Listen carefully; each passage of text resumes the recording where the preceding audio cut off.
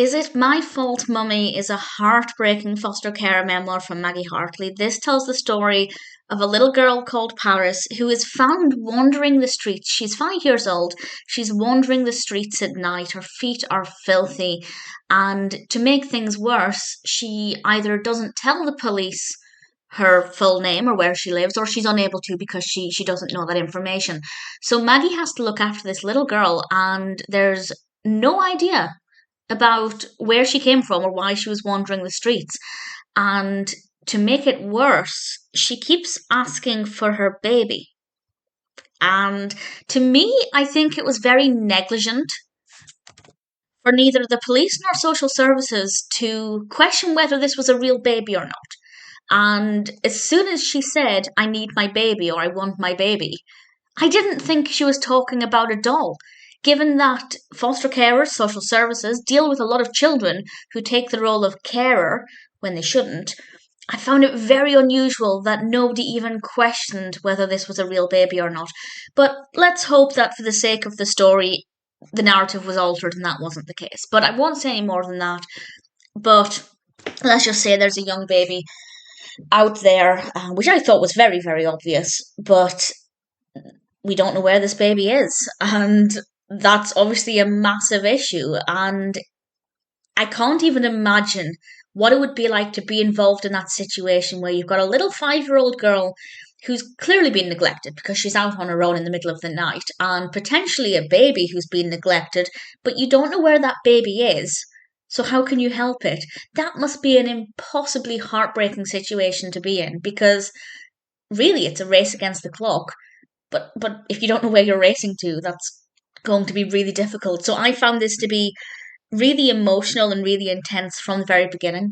Now, it is only a short read. It's something that you can read in one sitting, maybe half an hour, 40 minutes, depending on your reading speed. I do prefer the longer stories because I just find that it's more enjoyable to get stuck in. But nevertheless, I found this to be a really moving story, and one that was absolutely unpredictable, full of uncertainty. Paris is a very likable little girl, and she says things that are very concerning, that highlight the level of neglect. And there was one thing that I think would have been really difficult for Maggie. Now, Maggie in the book never expressed that this was very difficult for her, but there's one chapter that if I were in Maggie's shoes, I would have found impossibly difficult. But I'll talk about that in a moment with a spoiler. But it's very well written. There are some grammatical errors, but nothing too severe, and it gets to the point immediately. And it's very uncertain. And the only thing that annoyed me, as I said, was that if this young child is asking social services and the police for her baby, Maggie did. This is obviously how we find out. Maggie, after Paris mentioned her baby 2 or 3 times, Maggie, the penny kind of dropped and Maggie pushed for information. And we learn within the first couple of pages that it is actually a baby. But it just surprised me that nobody else, people who work with these kinds of situations on a daily basis, they didn't once think that this could be a real baby. Considering this child had been neglected, it wasn't impossible that there was a baby in a similar situation. Because the reason she was out is she wanted to get milk for the baby. No 5-year-old, unless they've been severely neglected, is going out in the middle of the night to get milk for a doll. So it didn't fill me with much hope for the police or anybody else working with her. But as I said, let's just hope that that was fabricated or slightly amended to help the narrative development. But credit to Maggie, of course, for knowing what to do if that is how it happened.